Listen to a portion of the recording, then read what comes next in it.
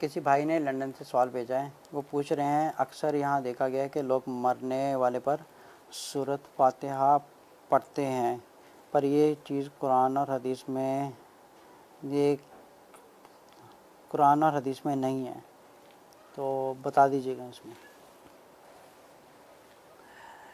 मेरे भाई, पहले हम ये देखें कि सूरत फातिहा क्या है। क्या सूरत फातिहा है, चलिए आप हम दोनों मिलके रियलाइज़ करते हैं। सूरत फातिहा होती है अल्हम्दुलिल्लाह रब्बिल आलमीन, मतलब सारी हम्द व सना अल्लाह ताला के लिए ही है। और रहमान रहीम, अल्लाह ही रहमान और रहीम है। मालिक यौमिद्दीन, अल्लाह ही रोज़े जज़ा का हाकिम है। इय्याका नअबुदु व इय्याका नस्तईन, हम तेरी ही इबादत करते हैं, हम तुझे से ही मदद मांगते हैं। चले मान लें किसी की फौतगी हो गई है और हम उनके पास सूरत फातिहा पढ़ते हैं, और सूरत फातिहा में हम ये पढ़ते हैं, इय्याका नअबुदु व इय्याका नस्तईन।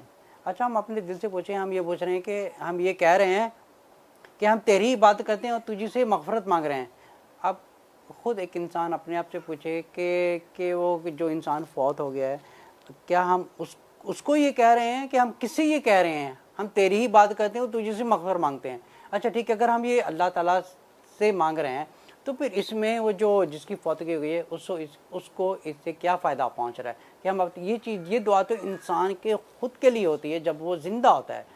अच्छा, अब जो इंसान फौत हो चुका है उसके लिए सही हदीस में रसूलुल्लाह सल्लल्लाहु अलैहि वसल्लम ने क्या फरमाया, जिनकी डेथ हो चुकी होती है, 3 चीज़ें ऐसी हैं जो ज़िंदा रहती हैं।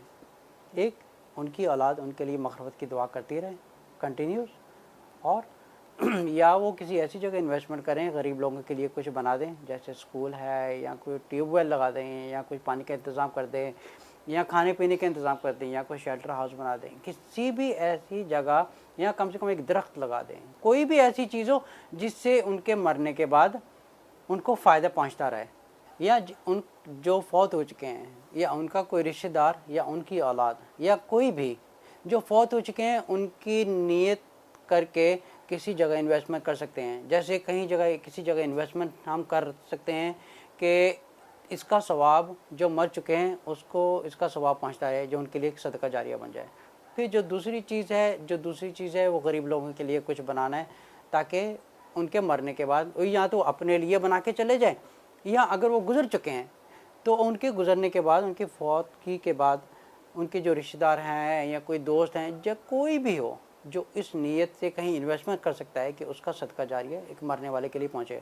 अच्छा, जो नंबर तीसरी चीज़ है, वो जो मरने वाला है वो कुछ दिन का काम करे या कोई एजुकेशनल काम करे, ताकि वो जब दुनिया से फौत हो जाए तो उसका दीन जो है इस दुनिया में काम आए, ताकि उसकी तालीम जो है फैलती रहे। या उनके मरने के बाद या कोई और उनका रिश्तेदार है या कोई दोस्त है, उनके नाम की किसी एजुकेशनल सेंटर में इन्वेस्टमेंट कर दें, या किसी दावा के काम में पैसा लगा दें। इस नीयत से पैसा लगा दें कि अल्लाह, इसको मैं इस नीयत से इस काम में पैसा लगा रहा हूँ कि इसका सदका जारिया मरने वाले को पहुँचता रहे। इस तरह सदका जारिया करने के 3 तरीके हैं, इसके अलावा और कोई तरीका नहीं है। मरने वाले का एक सिंपल तरीका है, मर चुके हैं उनको एक सुन्नत के हिसाब से अब दफनाएं। लेकिन सूरत फातिहा ये ना तो कुरान और ना सही हदीस से कहीं से चीज़ से साबित नहीं है, ये ख़ुद बनाई हुई चीज़ है। क्योंकि सूरत फातिहा का अगर हम लोग खुद मतलब पढ़ते हैं तो इसका मतलब है कि हम लोग खुद के लिए दुआ कर रहे हैं, ए अल्लाह हम तेरी ही बात करते हैं और तुझे से ही मग़फ़िरत मांग रहे हैं। तो इसमें एक मरने वाले को इस चीज़ में क्या फ़ायदा हो रहा है? ये एक बिद्दत है और कुछ नहीं है, और कोई भी ऐसी चीज़ नहीं करनी चाहिए जो बिद्दत है, क्योंकि रसूलुल्लाह सल्लल्लाहु अलैहि वसल्लम ने फरमाया बिद्दत एक गुमराही है, और गुमराही एक सिर्फ जहन्नम में लेके जाने वाली चीज़ है और कुछ नहीं है।